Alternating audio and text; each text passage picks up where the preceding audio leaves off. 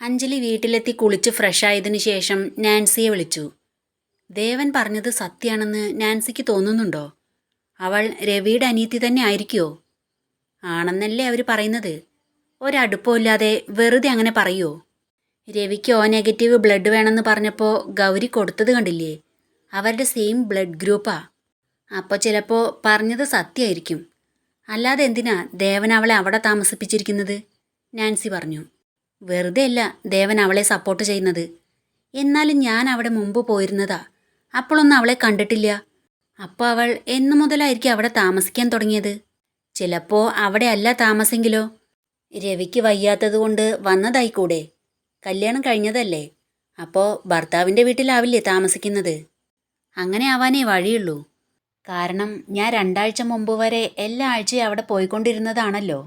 ദേവൻ എനിക്ക് നോട്ടീസ് തന്നതിന് ശേഷം എനിക്ക് അങ്ങോട്ട് പോവാനേ തോന്നാറില്ല. എന്നാലും ദേവൻ നമ്മളെ വല്ലാതെ ഇൻസൾട്ട് ചെയ്തു, നാൻസി പറഞ്ഞു. അവളെ ഒന്ന് പരിഹസിച്ചതിനാ നമ്മളോട് അവിടുന്ന് പോയിക്കോളാൻ പറഞ്ഞത്. അവസരം വരട്ടെ, അതിനുള്ള മറുപടി ദേവന് കൊടുക്കുന്നുണ്ട് ഞാൻ. രവിക്ക് മെഡിസിൻ കഴിക്കാനുള്ളതുകൊണ്ട് നേരത്തെ ഭക്ഷണം കഴിക്കാൻ കൊടുത്തു. വലത് കൈ സ്ലിംഗ് ഉപയോഗിച്ച് തൂക്കിയിരിക്കുന്നതിനാൽ ഭക്ഷണം കൊടുക്കേണ്ട ചുമതല സുഭാഷിനായിരുന്നു. സുഭാഷ് ഡൈനിങ് ടേബിളിൽ മറ്റുള്ളവർക്കൊപ്പം ഇരുന്ന് ഭക്ഷണം കഴിച്ചു.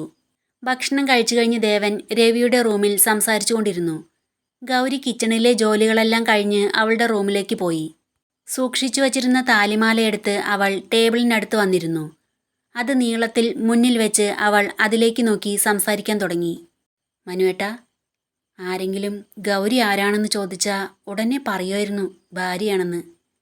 ഈ താലി എൻ്റെ കഴുത്തിൽ അണിയുന്നതിന് മുൻപ് തന്നെ മനസ്സാൽ 1000 തവണ താലി കെട്ടി സ്വന്തമാക്കിയവളാ. ഈ ജന്മം എന്നല്ല, ഇനി എത്ര ജന്മം ഉണ്ടെങ്കിലും ഗൗരിയായിരിക്കും ഭാര്യയെന്ന് ഉറക്കെ വിളിച്ചു പറയുമായിരുന്നു. അന്നൊന്നും മനുവേട്ടൻ അമ്മയെ ഭയപ്പെട്ടിരുന്നില്ല. ഇന്നീ കഴുത്തിൽ കിടക്കുന്ന താലിയുടെ അവകാശിക്ക് അത് താൻ കെട്ടിയ താലിയാണെന്നും തൻ്റെ ഭാര്യയാണെന്നും ഒരാളോടും പറയാൻ കഴിയുന്നില്ല. അദ്ദേഹത്തിന് എന്നോട് സ്നേഹമുണ്ടെന്ന് പറയുന്നു. എന്നാൽ എന്തുകൊണ്ട്? അറിയില്ല.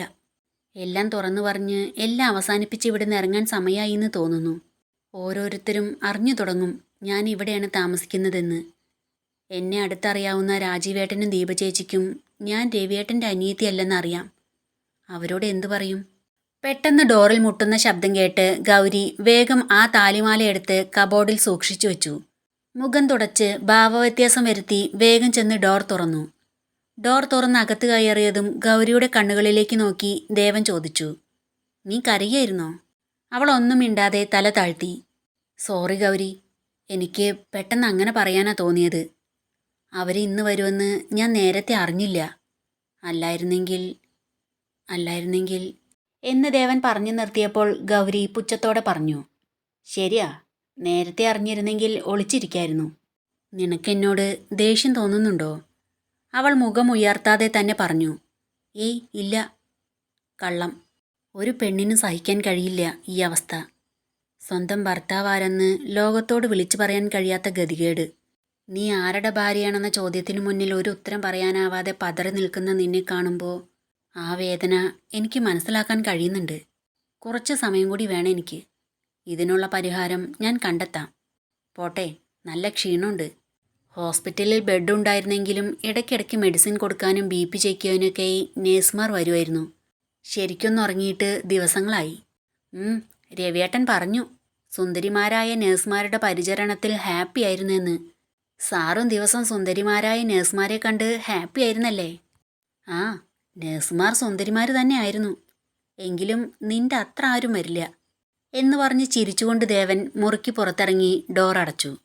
ഡൈനിങ് ഹാളിലെ ചുമരിൽ ഫിറ്റ് ചെയ്തിരിക്കുന്ന വാട്ടർ പ്യൂരിഫയറിൽ നിന്ന് വെള്ളമെടുത്തു വരുന്ന സുഭാഷ് ഗൗരിയുടെ റൂമിൽ നിന്ന് ദേവൻ ഇറങ്ങിപ്പോകുന്നത് കണ്ട് സംശയത്തോടെ അവനെ നോക്കിയ ശേഷം ഗൗരിയുടെ റൂമിൻ്റെ ഡോറിലേക്ക് നോക്കി പുച്ഛത്തോടെ ചിരിച്ചു. പിറ്റേന്ന് ഗൗരി അഞ്ജലിയുടെയും നാൻസിയുടെയും ചോദ്യങ്ങൾ നേരിടാൻ മാനസികമായി തയ്യാറെടുത്ത് ഓഫീസിലേക്ക് ചെന്നു. അഞ്ജലിയും നാൻസിയും എത്തിയിരുന്നില്ല. അവരെത്തുന്ന സമയമായി തുടങ്ങിയതും അവളുടെ ഹൃദയം വേഗത്തിൽ മിടിക്കാൻ തുടങ്ങി. അവർ വരുന്നത് കണ്ടതും അവൾ വേഗം തലതാഴ്ത്തിയിരുന്ന് ജോലിയിൽ മുഴുകിയതായി നടിച്ചു. ഗൗരിയെ നന്നായി ഒന്ന് നോക്കി അവർ രണ്ടുപേരും സീറ്റിൽ പോയിരുന്നു. പ്രതീക്ഷിച്ച പോലെ ഒന്നും സംഭവിക്കാത്തതിൽ അവൾക്ക് ആശ്വാസം തോന്നി. ഓഫീസിൽ എല്ലാവരും എത്തിയതും അഞ്ജലി ഉറക്കെ പറഞ്ഞു, ഇവിടെ ചില ഒളിച്ചുകളികളൊക്കെ ചിലർ നടത്തുന്നുണ്ട്. എല്ലാവരും ശ്രദ്ധിക്കുന്നുണ്ടെന്ന് കണ്ടപ്പോൾ അവൾ തുടർന്നു.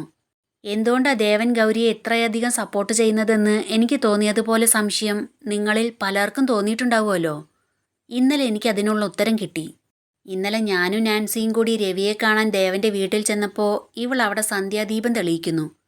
എല്ലാവരും അത്ഭുതത്തോടെ നോക്കിയപ്പോൾ അഞ്ജലി അവരെയെല്ലാം നോക്കി പറഞ്ഞു, നിങ്ങൾക്ക് ഒന്നും മനസ്സിലായില്ല അല്ലേ? ഇവൾ അവിടെയാണ് താമസം. സ്ഥിരതാമസമാണോ ആവശ്യമുള്ളപ്പോൾ വന്നു പോയിക്കൊണ്ടിരിക്കുകയാണോ എന്നറിയില്ല. രവിയുടെ അനിയത്തിയെന്നാ പറയുന്നത്. എല്ലാവരും ഞെട്ടലോടെ ഗൗരിയെ നോക്കി. അത് കേട്ടുവന്ന രാജീവ് സംശയത്തോടെ ഗൗരിയെ നോക്കി.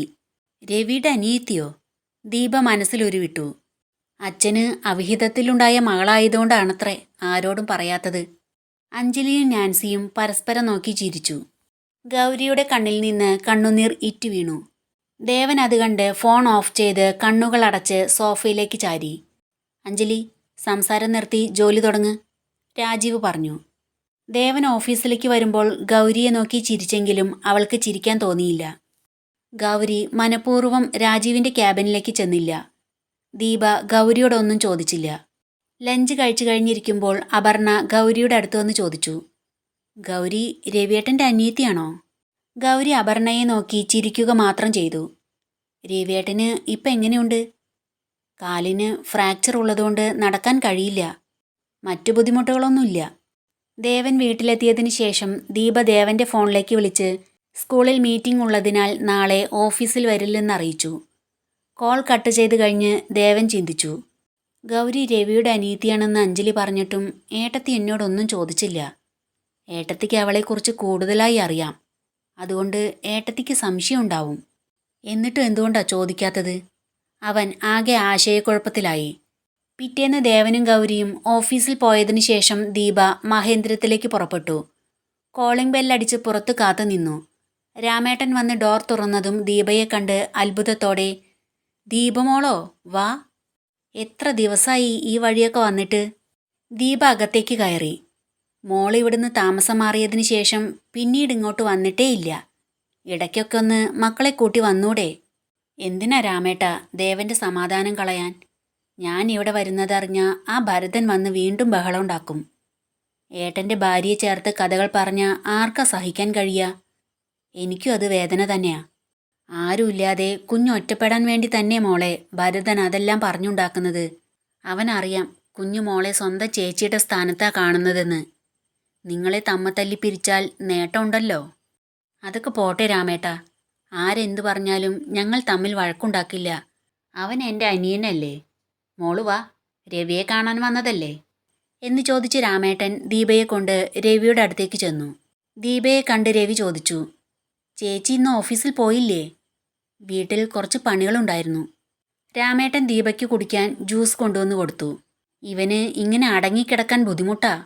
എപ്പോഴും എന്തെങ്കിലും ചെയ്തുകൊണ്ടിരിക്കണം. ഒന്ന് ശ്രദ്ധിച്ചോ, ദീപ സുഭാഷിനോട് പറഞ്ഞു. കാലിലെ ബാൻഡേജ് വെട്ടുന്നത് വരെ കട്ടിലിൽ നിന്ന് എഴുന്നേൽക്കാതെ ഞാൻ നോക്കിക്കോളാം, സുഭാഷ് പറഞ്ഞു. ഇപ്പം നിനക്ക് ബുദ്ധിമുട്ടൊന്നും ഇല്ലല്ലോ? ദീപ രവിയോട് ചോദിച്ചു. ഇല്ല. ചേച്ചി ഇവിടെ ഉണ്ടാവുമല്ലോ. എനിക്ക് എൻ്റെ ഡ്രസ്സ് വാഷ് ചെയ്യാനുണ്ടായിരുന്നു. ഞാൻ ഇവിടെ ഇരുന്നോളാം, നീ പൊയ്ക്കോ. സുഭാഷ് അവിടുന്ന് പോയതും ദീപ എഴുന്നേറ്റ് ചെന്ന് ഡോർ അടച്ച് കുറ്റിയിട്ടു. ഗൗരി ഇവിടെയാണോ താമസം? ദീപ തുറന്നു ചോദിച്ചു. ചേച്ചി, അത് നിന്റെ അനിയത്തിയാണെന്നൊന്നും പറയണ്ട. അല്ലെന്ന് എനിക്കറിയാം. പിന്നെ എങ്ങനെ അവൾ ഇവിടെ എത്തി? അത് ചേച്ചി സത്യം മാത്രം പറഞ്ഞാൽ മതി.